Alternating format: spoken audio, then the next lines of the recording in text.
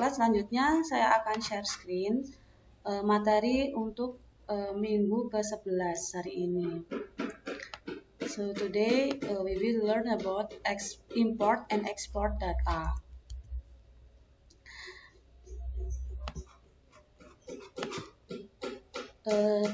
Secara garis besarnya sebenarnya kita sudah mempelajari bagaimana membuat basis data secara keseluruhan, mulai dari bagaimana mendapatkan tabel awal, kemudian dilakukan normalisasi, kemudian membuat tabel dengan setiap tipe datanya, kemudian melakukan tabel manajemen, join tabel yaitu menggabungkan dua atau lebih tabel.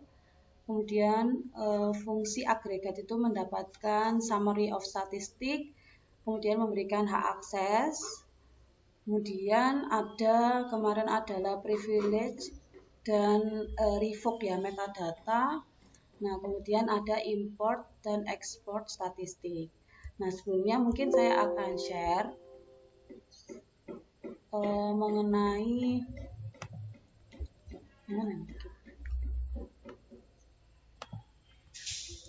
mengenai materi di minggu ke-11 yaitu import data. Sebenarnya import data ini sudah pernah kita pelajari di tabel manajemen di awal.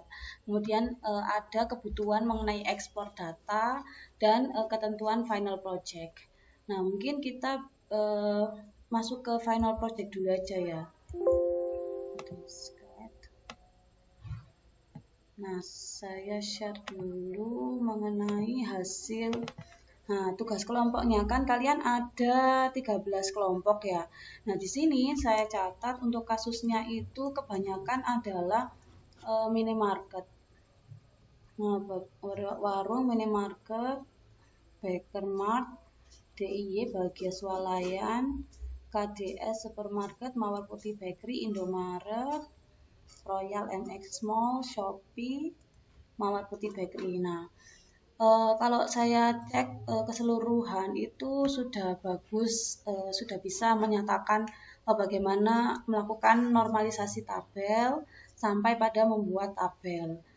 Nah, kemudian kita akan mulai presentasi minggu depan. Jadi awalnya skemanya itu kan di akhir 2 minggu terakhir. Nah, kalau kita masuk ke 2 minggu terakhir, misalnya minggu 1 dan minggu kedua presentasi, maka akan ada dibutuhkan 7 kelompok yang presentasi. Untuk dari itu saya buat mulai minggu depan, sehingga mulai minggu depan itu ada 3 kelompok yang presentasi. 3 kelompok, kemudian minggu kedua itu 4 kelompok gitu ya. Kemudian minggu ketiga 3 kelompok lagi, dan minggu keempat ada 3 kelompok. Jadi kita cicil per pertemuan itu 3 kelompok. Materinya secara keseluruhan itu sudah saya sampaikan. Jadi kan nanti kalian sampai pada bagaimana membuat suatu project dibuat ke dalam suatu SQL. Nah, untuk materi yang belum saya sampaikan akan saya sampaikan setelah kalian presentasi. Tapi kebanyakan lebih kepada tidak mengenai dasar pembuatan basis data di MySQL, tetapi pada penambahan materi, jadi kayak menambah wawasan kalian aja, kayak gitu. Nah, untuk topiknya, karena agar tidak monoton ya, bayangkan kalau 13 kelompok ini nanti dengan tema yang sama ya, tema yang sama ini warung, Shopee, Indomaret itu kan kebanyakan transaksional, kegiatan transaksional. Sedangkan di materi minggu pertama, sebentar ya saya share materi minggu pertama, itu sudah saya sampaikan bahwa untuk untuk basis data sendiri itu ada banyak lini. Bentar ya saya share.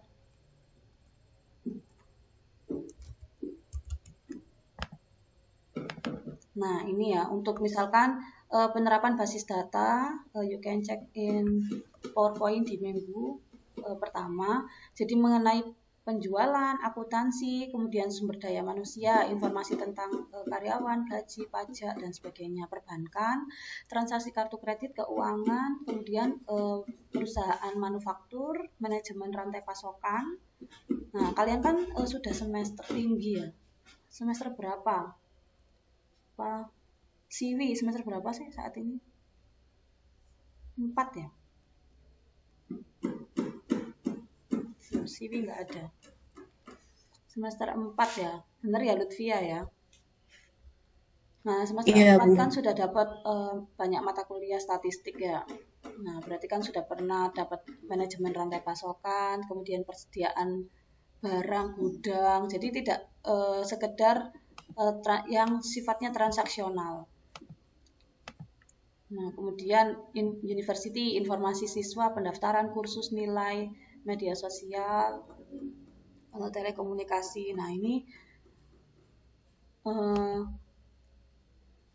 Nah, karena sifatnya tidak hanya transaksional, maka di sini saya membagi topiknya adalah sebagai berikut. Jadi kelompok 1 kan sudah ada nama kelompoknya ya.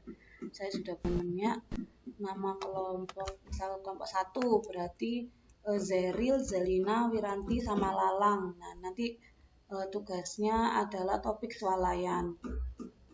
Kemudian yang kedua bank, ketiga apotek, 4 perpustakaan, perguruan tinggi, toko buku, gudang sembako, karyawan, 9 pelatihan, 10 survei konsumen, 11 misal sensus penduduk. Nah, ini kan termasuk luas ya cakupannya.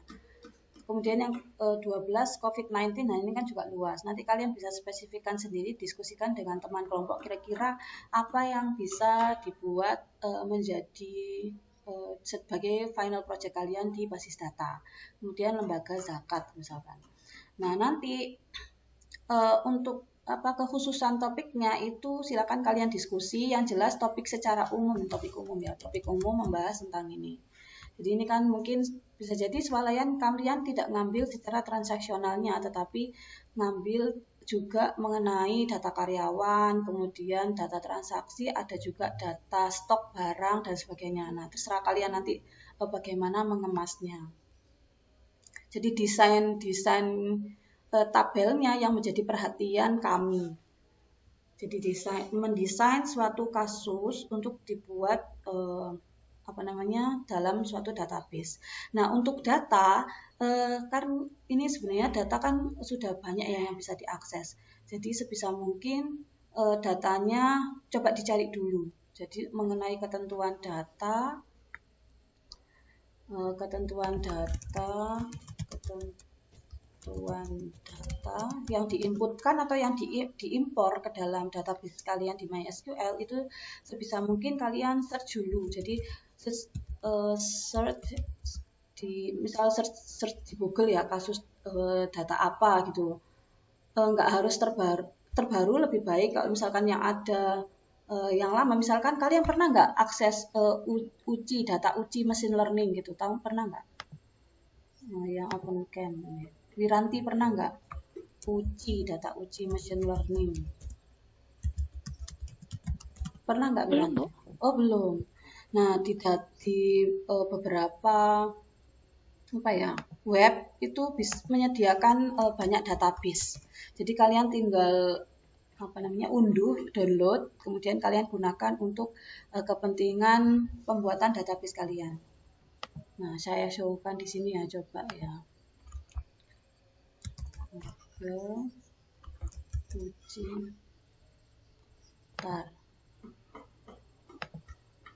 Share. Nah, uji mesin learning ini ya. Nah, bisa di sini, kalian cek di sini, uji mesin learning. Nah, ini banyak sekali datasetnya. Kalian bisa cek di sini, misal data apa ya? COVID gitu, ada gak di sini data? Nah, COVID-19 surveillance. Nah, atributnya apa aja? Misal di sini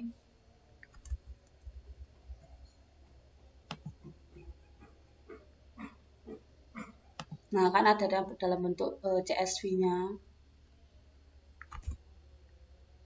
nanti kalian bisa explore di website ini atau di website lainnya atau di Google. Nah, ini datanya masih sedikit ya. Kecil berarti. Ini lebih ke data kecil. Machine learning itu kan berarti dia belajar dari data kecil untuk mengeneral. Nah, ini berarti tidak cocok untuk dijadikan sebagai dataset. Nah, kalian cari yang lain di website apa sih kalau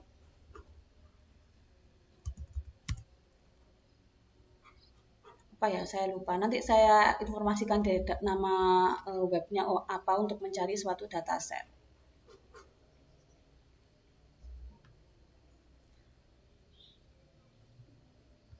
Nah, lanjut ke ketentuan. Nah, jadi ketentuan datanya diutamakan search dulu. Kalau tidak ada, berarti kalian bisa menggunakan data buatan sendiri atau data fiktif. Jadi kalau misalkan data ada itu kan informasinya lebih bermanfaat. Misalkan menunjukkan data penjualan dalam 1 tahun untuk topik itu, misalkan topik swalayan atau topik bank. Jadi bank X ternyata memiliki data transaksi seperti ini, kemudian banyak nasabahnya adalah sekian dan seterusnya. Jadi lebih ketika kalian menarik kesimpulan itu lebih real karena dataset yang digunakan adalah dataset real.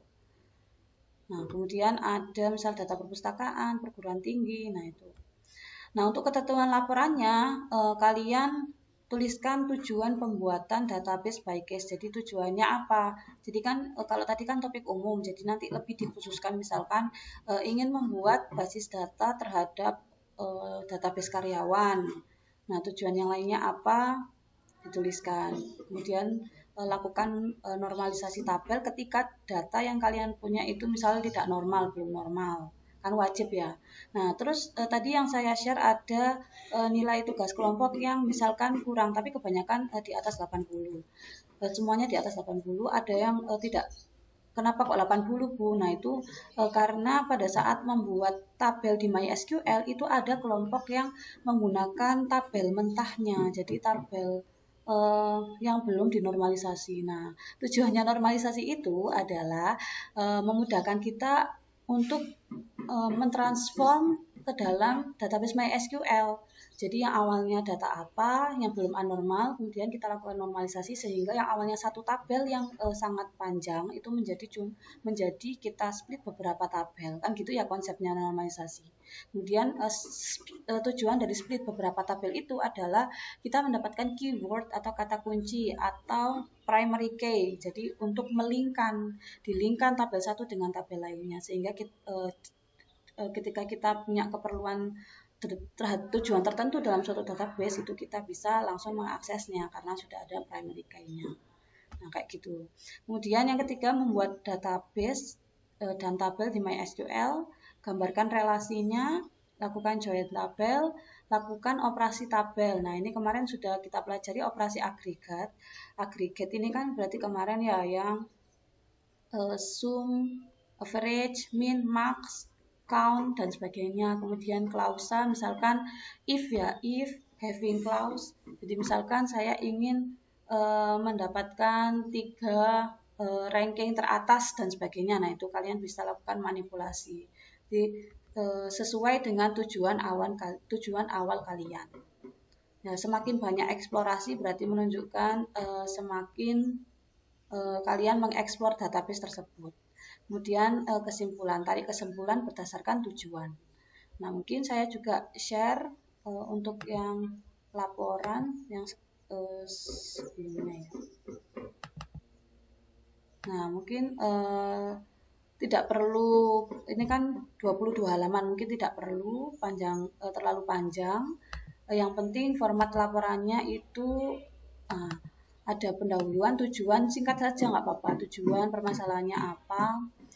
Tujuannya mendapatkan database peminjaman buku yang rapi dan teratur dan sebagainya ya. Nah, kemudian tadi saya membuat rancangan tabelnya. Nah, tabel apa saja? Tabel data anggota, buku, peminjaman, dan sebagainya. Nah, karena di database ini kita belum belajar mengenai pembuatan form login dan input data secara manual, maka kita tidak perlu menambahkan ini. Langsung saja dari database yang ada, dari data yang ada kita buatkan database-nya. Jadi kalau misalkan input datanya, kalian bisa menggunakan insert value atau menggunakan import data. Terserah kalian explore. Kemudian relasinya seperti apa. Nah, seperti itu sampai kalian dapat kesimpulan. Ada pertanyaan dari sini?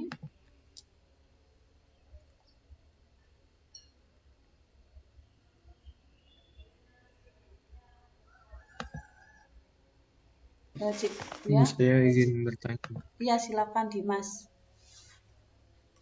Buat yang topik survei konsumen itu contohnya seperti apa, Bu? Maksudnya konsumen dari perusahaan kah atau seperti apa ya, Bu? Oke. Terima kasih Dimas. Jadi survei konsumen. Survei konsumen itu misalkan saya contohkan PT Sinar Sosro gitu ya, sebut merek ya. Jadi PT Sinar Sosro ingin mengetahui apakah produknya teh botol Sosro itu lebih unggul daripada apa namanya produk lainnya. Nah, dilakukan survei. Biasanya survei kalian belum pernah ya misal mendesain kuesioner ya. Kalian misalkan Dimas ketemu database data survei konsumen, kan ada data yang namanya data identitas responden. Identitas itu ada nama, kemudian alamat. Nah, kemudian alamat ini kan berarti menyatakan provinsi atau misalkan kabupaten, kemudian usia dan sebagainya. Kemudian ada yang namanya preferensi.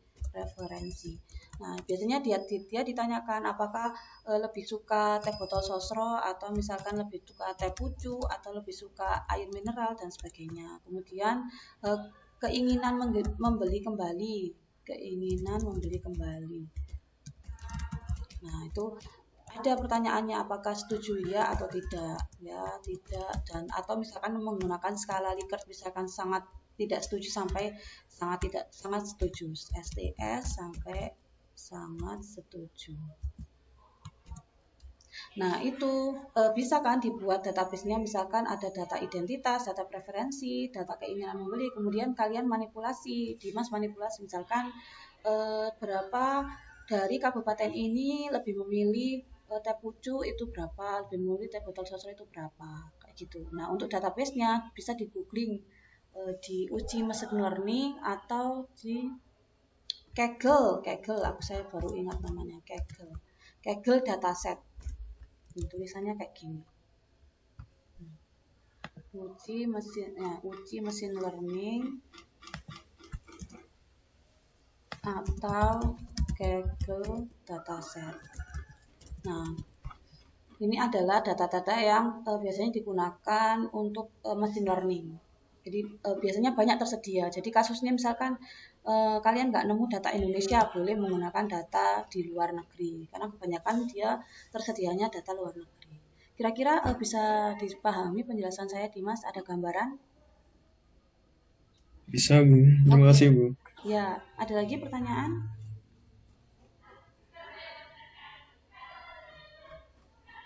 Jadi mulai minggu depan ya ini ya. Ini yang saya tandai hijau. Mulai minggu depan itu kita nanti kepotong ya minggu depan tuh masih belum libur ya. Liburnya itu kapan ya? Oh, setelah kelompok 1 2 3 baru libur ya. Saya juga belum ada edaran ini. Sudah tahu informasinya Dimas kapan liburnya, tanggal liburnya? Kalau nggak salah sih, Bu, itu cuma 3 hari doang. 3 hari. Yang ya yang 11, mudik 12, 12, Bu. Tapi nggak tahu lagi. Gimana? Tapi belum tahu lagi. Oh, iya. Kemarin dengar-dengar aja. Tanggal 11 sampai 13 doang ya. Iya, Bu.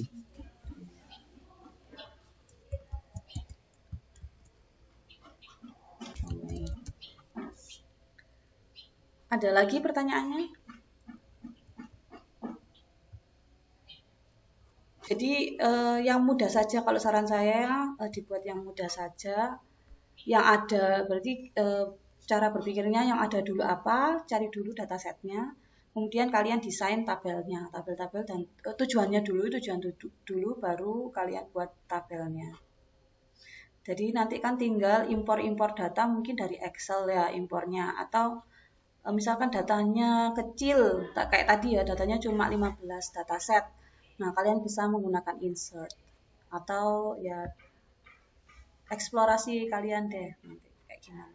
Kan karena saya lihat juga tugas 1 2 itu kan berarti sudah dipahami, sudah bisa, sudah dapat diikuti. Baik, kalau sudah tidak ada, kita masuk ke materi di minggu ke-11 import dan ekspor data. Tadi yang saya sampaikan bahwa untuk import data itu kan kita sudah pernah coba ya dengan menggunakan load data in file. Nah, load data in file ini, nah ini sudah pernah ini ya kan. Load data in file, lokasinya di mana? D MySQL input data txt. Nah, ini formatnya txt. Into table daftar dosen. Nah, tabelnya disediakan dulu. Kemudian field terminated by koma, berarti pemisahannya dengan koma, enclosed by tanda kutip, berarti kita ingin menghapus tanda kutip untuk dari setiap kolom. Nah, kemudian lines terminated by /r/n. Nah, ini maksudnya adalah karakter new line dan carriage return. Jadi karakter untuk mengenter atau memindah baris. Nah, misalkan di sini show databases, kemudian use mahasiswa, create table. Nah, kita punya tabelnya ada seperti ini, deskripsi tabel. Nah, kemudian load data in file di MySQL. Datanya di sini. Ketika saya jalankan, maka nanti hasilnya adalah seperti ini. Atau kita bisa load data dengan icon import record from external file. Jadi select to pertama apa ini? Jadi kita select bintang from daftar dosen. Jadi nama tabelnya adalah daftar dosen, maka akan muncul kolomnya. Setelah muncul, kita klik ini. Nah, ini tombol impor. Impor tanda panah ke atas ya. Kemudian kita cari lokasinya di mana. Nah, kemudian ini data dosen 2. Formatnya adalah CSV. Nah, open, OK. Ikuti aja perintahnya. Kemudian kita pilih tabel yang mana. Jadi tabel yang digunakan adalah mahasiswa daftar dosen, berarti database mahasiswa tabel daftar dosen. Sehingga ketika kita load, hasilnya akan seperti ini. Jadi keluar nama-nama dosen yang sudah kita impor. Nah, kita juga bisa ekspor data in CSV. Jadi dalam suatu, misalkan kalian punya data awal yang sudah diimpor, kemudian ternyata dalam prosesnya ada penambahan data baru. Jadi kita misal melakukan insert data, maka untuk memudahkan mendapatkan data yang secara utuh, kita akan melakukan ekspor data. Jadi caranya adalah ya, masuk ke pertemuan 11 hari ini, show databases, use universitas, show table, select bintang from tabel mahasiswa stat. Jadi saya ingin ekspor mahasiswa stat yang ada isinya nama, name, umur, tempat lahir, IPK. Nah, kalian klik tombol ini ekspor. Mana ya? Atau saya showkan aja deh. Share.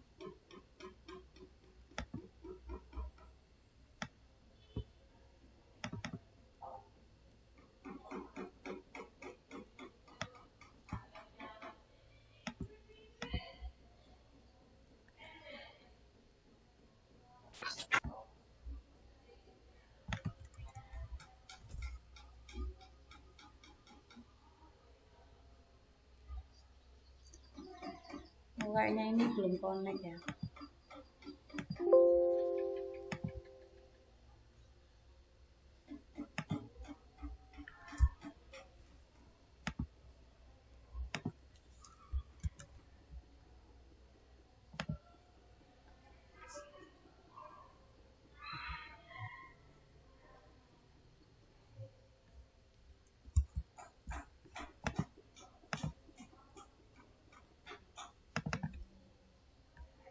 Nah ini ya, show databases.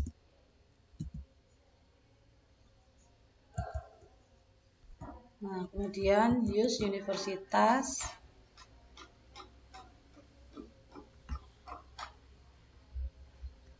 Show table. Nah kita ingin melakukan ekspor untuk tabel ini yang ada namanya ini. Nah, kita klik ini ekspor record set to an external file. Jadi kita ekspor ke misalkan di sini lokasinya my document, my SQL, formatnya adalah nah ini misalkan saya simpan dalam CSV dengan nama data mahasiswa stat. Nah, ketika saya buka datanya,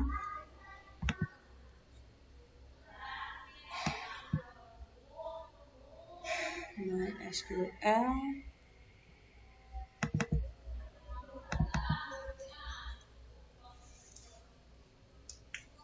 Nah ini ya, Raihan kelihatan Excel atau kelihatan apa namanya ini MySQL?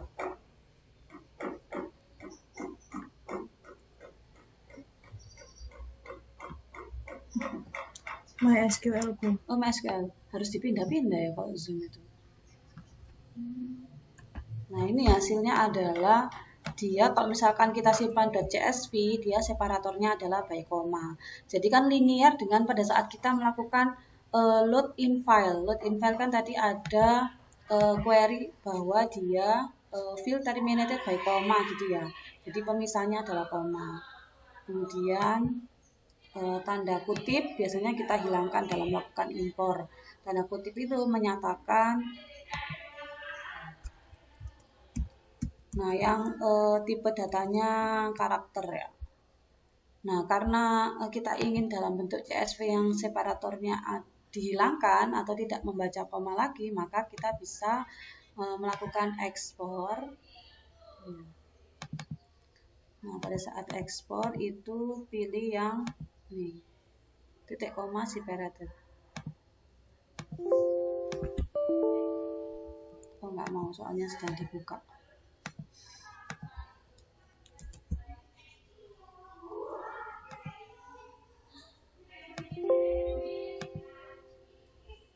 Nah, stop share lagi, stop share, masuk ke file Excel hasil tadi.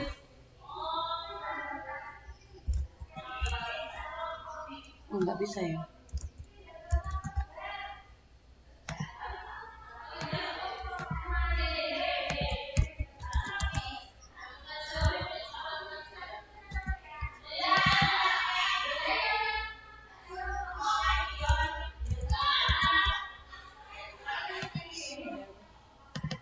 Nah ini, kita punya data NIM, nama, umur, tempat lahir, IPK. Jadi tujuannya ekspor adalah hasil update dari MySQL secara langsung dengan menggunakan query insert itu bisa kita download. Oke, sekarang lanjut materinya.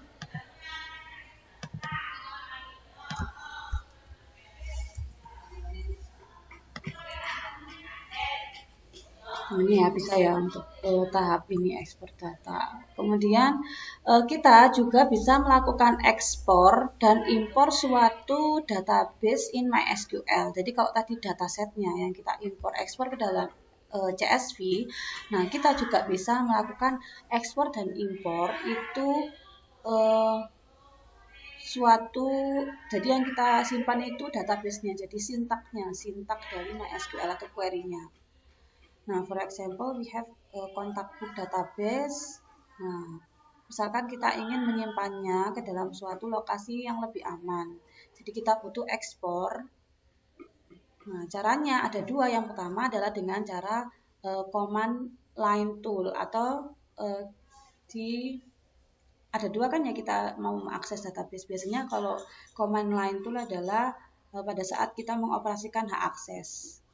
Nah, kemudian MySQL Workbench itu pada saat kita ingin misal melakukan pembuatan database, membuat tabel dan sebagainya.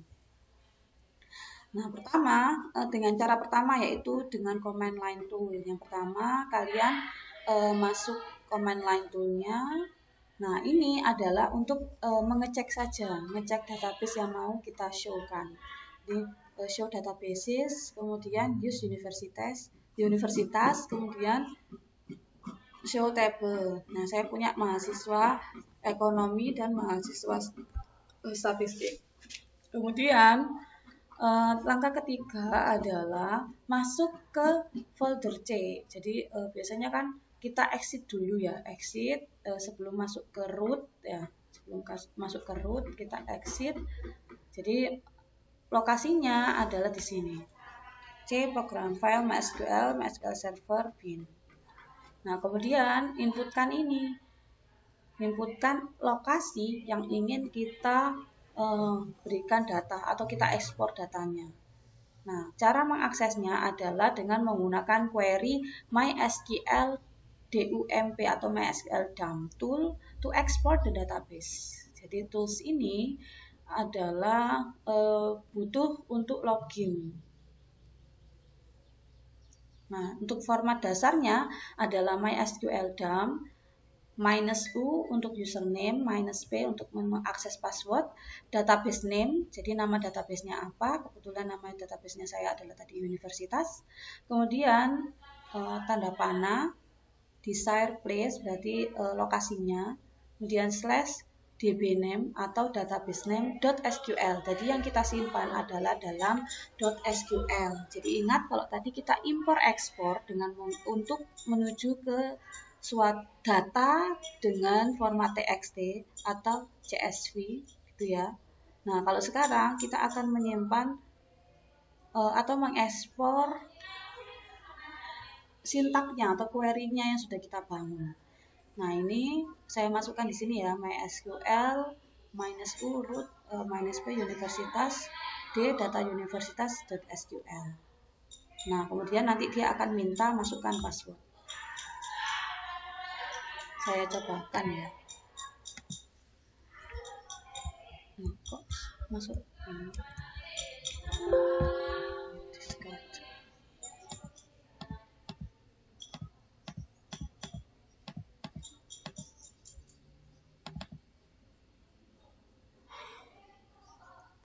Sudah kelihatan belum?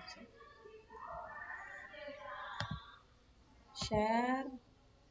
Nah, command prompt. Jadi kita masuk ke C program file MySQL bin. Ini kan biasanya kita gunakan untuk sebelum masuk ke dalam username atau root kita atau masuk ke root kita.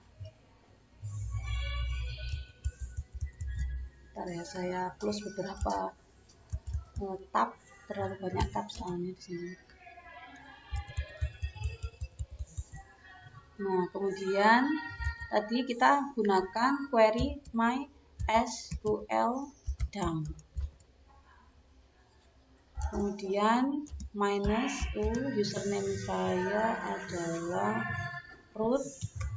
Kemudian akses passwordnya, databasenya adalah universitas. Nah, lokasinya tadi saya ingin menyimpan di d slash, misalkan saya kasih nama lain data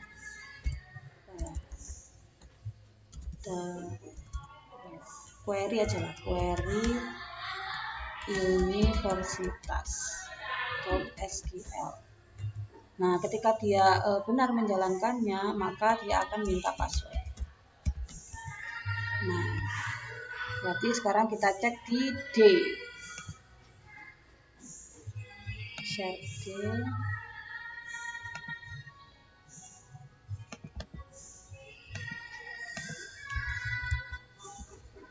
Share D. Nah, ini untuk yang saya contohkan di slide itu data universitas yang kita barusan coba, atau ini jam 29 ini adalah yang baru tadi kita buat. Nah, ketika kita buka, maka coba cek. Lalang Irul lihat MySQL Workbench ya, bukan lokasi D ya. Lalang lokasi D, Bu. Oh, masih lokasi D. Mana sih? Share apa ya biar Oh iya, share apa ya? Kalian tahu nggak share-nya apa biar misal saya kan awalnya lokasi D, kemudian saya open filenya kok tetap di lokasi D bukan yang saya open filenya. Nggak pernah tahu ya kalian ya?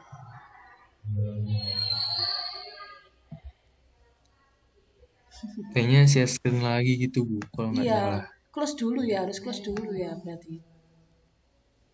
Diubah di setting share screen-nya aja sih Bu. Jadi pas Ibu mau pindah ke file yang lain tuh, Bisa Bu langsung ya. Silvi pindah share screen lagi, terus nanti pilih yang tab yang mana gitu Bu. Oh iya iya iya. Gimana cara ngubah settingnya ini? Nanti aja saya coba-coba dulu aja ya. Sementara saya share untuk yang hasilnya tadi. Nah, ini untuk yang query universitas. Sekarang kelihatan di Mas ya untuk MySQL Workbench-nya. Sudah Ibu. Nah, dia akan memberikan hasil ini tabel structure mahasiswa ekonomi, kemudian apa isinya? Isinya adalah ini create tabel mahasiswa, nah, informasi yang sudah create apa saja. Kemudian juga dia akan memberikan dumping data. Jadi kita akan diberi apa pilihan untuk menyimpan datanya saja atau menyimpan tabel strukturnya. Jadi ada dua pilihan. Nah, karena tadi kita langsung ekspor tanpa melakukan setting, maka kita akan mendapatkan keduanya. Defaultnya adalah dapat dua, yaitu data tabel structure dan tabel dumping. Jadi tujuannya adalah orang lain bisa langsung melakukan impor query ini dalam bentuk format .sql. Nah, sekarang kita akan coba dengan cara kedua. Cara kedua adalah nah, yang pertama dengan tadi command line ya. Sudah coba. Ini untuk keterangannya bisa kalian cek. Untuk akses username, kemudian isi username, main p untuk akses password. Kemudian database name. Innalillahi wa inna ilaihi raji'un. Tenang kurang ke rahmatullah utawi tilas sunyo ing menika ibu Mahriyah warga saking almarhum Bapak Samiati. Oke, lanjut. Kemudian panah ini untuk menunjukkan lokasi dan seterusnya. Nah, kemudian yang kedua adalah SQL export database. Jadi kita menggunakan Workbench. Jadi sama halnya tadi ya, caranya itu ada dua. Kita gunakan command line dan kita gunakan SQL Workbench. Nah, caranya adalah langsung aja saya demokan di MySQL Workbench. Share MySQL Workbench.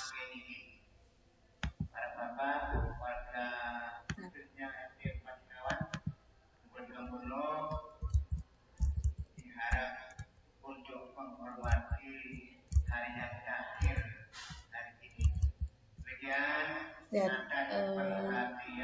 siapa ya?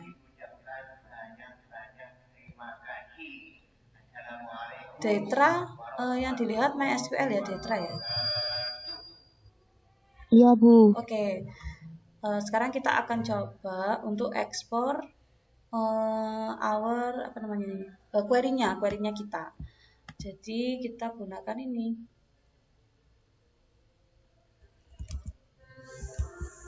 Bentar.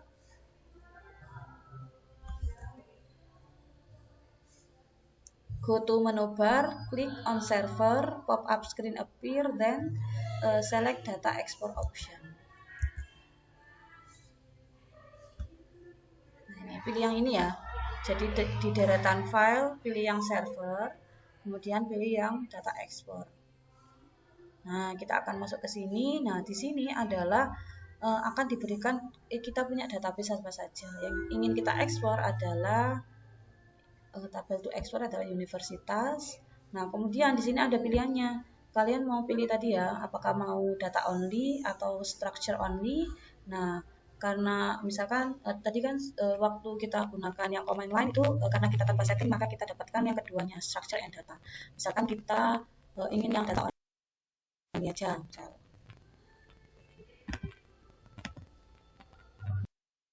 kemudian ini perlu dikecilkan.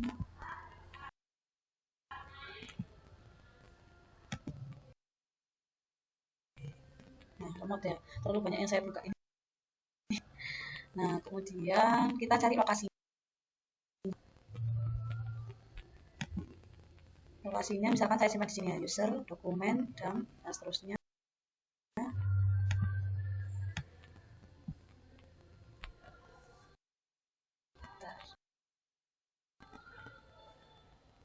Nah, nanti start export.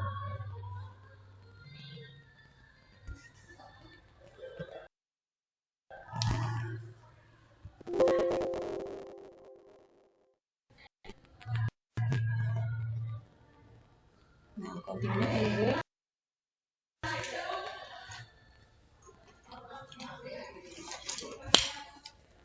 Nah, kalau sudah selesai, maka dia akan prosesnya sudah nggak running lagi, tapi sudah selesai. Maaf ya, ini lemot karena banyak yang saya buka.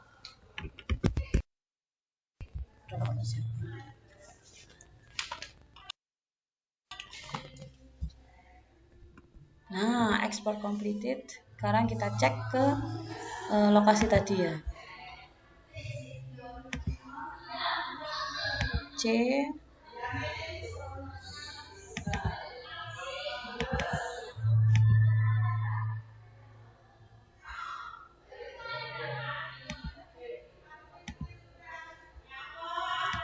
Share. Nah, kita jadi lokasinya ada di sini ya.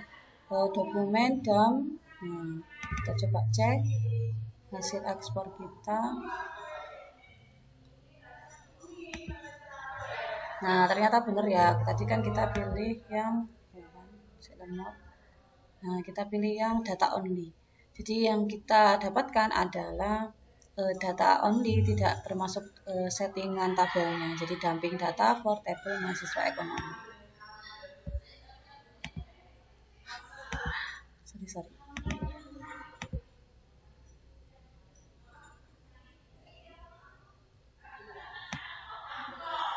Nah, ini ya. Nah, kemudian yang kita dapatkan adalah sesuai dengan tadi ada dua tabel, yaitu tabel mahasiswa ekonomi dan tabel mahasiswa stat. Untuk tabel mahasiswa stat, share lagi berarti ini.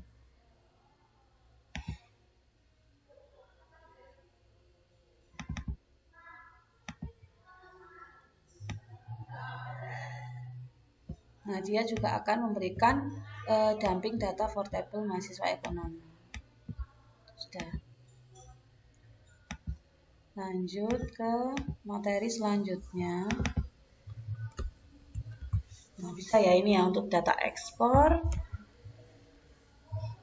Nah, ini step-stepnya kalian bisa baca. Nah, ini untuk data and structure, maka akan menyimpan kedua tabel structure dan data row.